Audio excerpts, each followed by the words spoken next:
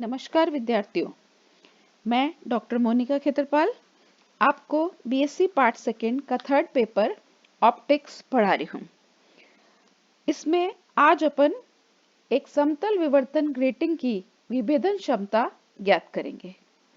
We will determine the resolving power of a plane diffraction grating.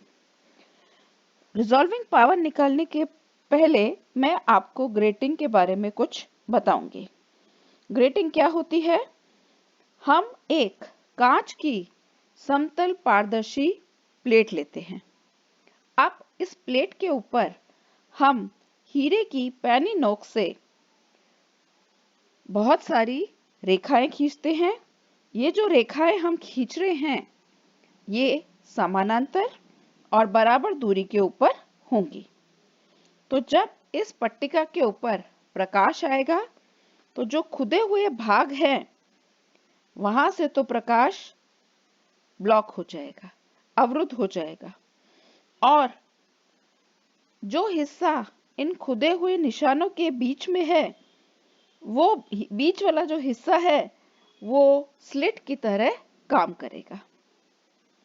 अर्थात जब ऐसी grating के ऊपर प्रकाश गिरेगा, तो प्रकाश का विवर्तन होगा। There will be diffraction of light when light falls on a plane transmission grating.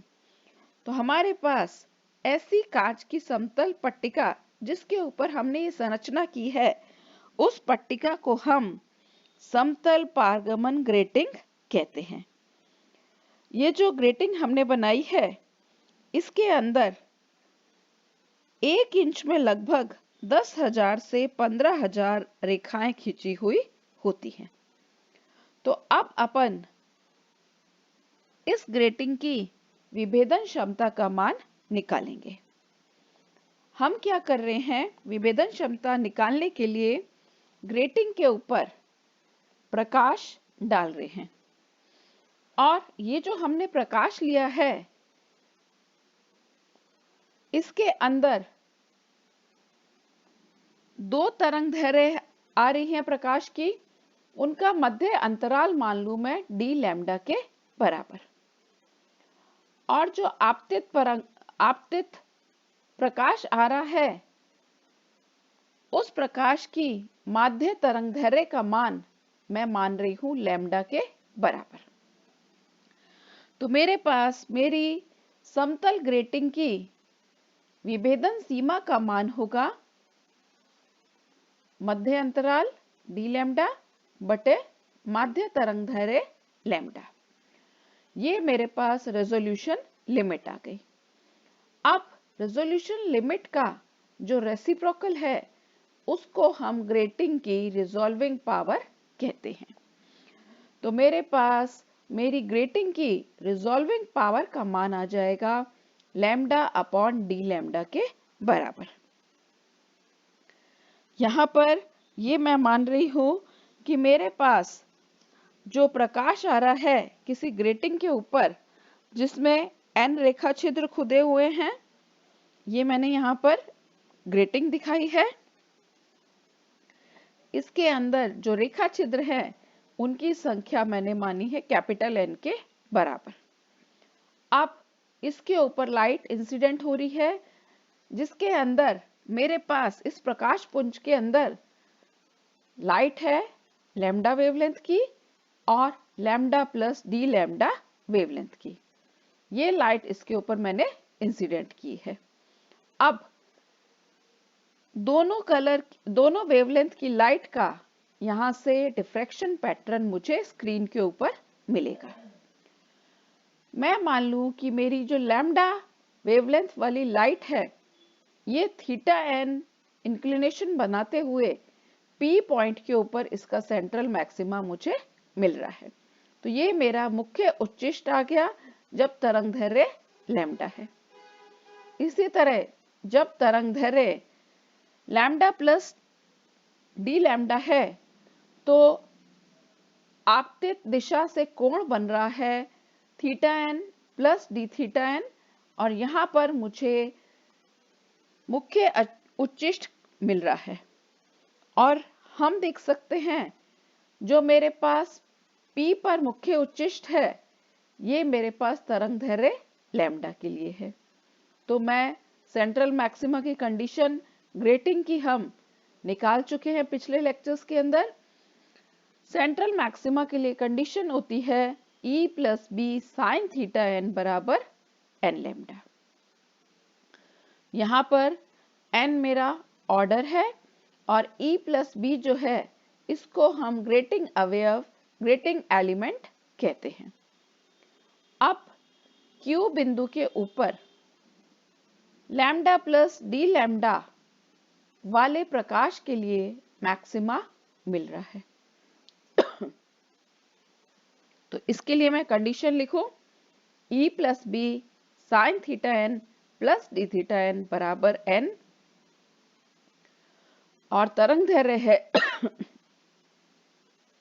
Lambda plus d lambda. तो ये दो कंडीशंस आ गई मेरे पास सेंट्रल मैक्सिमा के लिए। अब यहां पर रेले की कंडीशन के अनुसार मेरे पास जिस बिंदु के ऊपर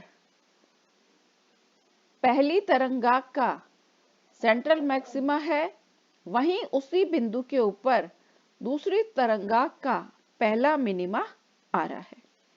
ऐसे ही जहां दूसरे के लिए मैक्सिमा है, उसी बिंदु के ऊपर यहाँ पर Q बिंदु के ऊपर मुझे लैम्डा वाले प्रकाश का फर्स्ट प्रिंसिपल मिनिमा मिल रहा है। तो मेरे पास ये जो कंडीशन आ रही है, ये मात्र विभेदित स्थिति मुझे मिल रही है। जस्ट रिजॉल्व कंडीशन मैंने ऑब्टेन कर ली। तो मैं मेरे लैम्डा तरंग दैर्ध्य वाले प्रकाश के लिए फर्स्ट मिनिमा की कंडीशन लिख रही हूं।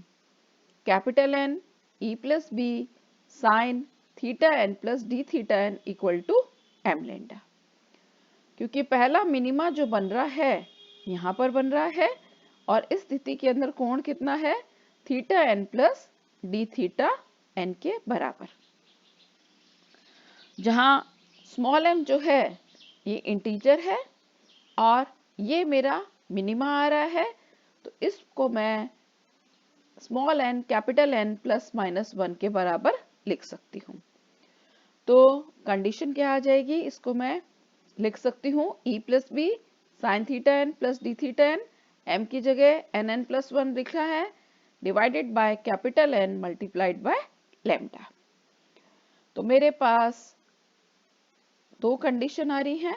फर्स्ट कंडीशन तो हमने ये वाली निकाली थी और अब हमने ये कंडीशन निकाल ली। मैं इस समीकरण sine theta n plus d theta n वाले और ये दूसरा समीकरण जिसमें sine theta n plus d theta n है, इन दोनों समीकरणों से डिवाइड करके मैं निकाल सकती हूँ n lambda plus d lambda equal to n lambda plus lambda by n. इसको मैं हल कर लूं तो यह आ जाएगा एन डी लैम्डा बराबर लैम्डा अपॉन एन। तो यहां से हम ग्रेटिंग की विभेदन सीमा का मान निकाल सकते हैं। विभेदन सीमा को अपन ने परिभाषित किया था तरंग दैर्ध्य में परिवर्तन बटे माध्य तरंग दैर्ध्य का मान।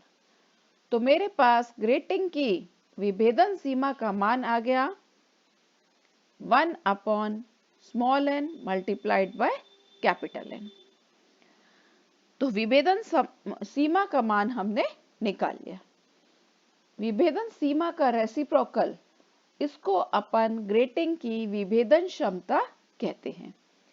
This is the resolving power of our grating. तो रिजॉल्विंग पावर कैपिटल R क्या आ जाएगी, लैम्डा अपॉन डी लैम्डा बराबर small n into capital N। तो ये मेरी ग्रेटिंग की रिजॉल्विंग पावर का मान आ गया।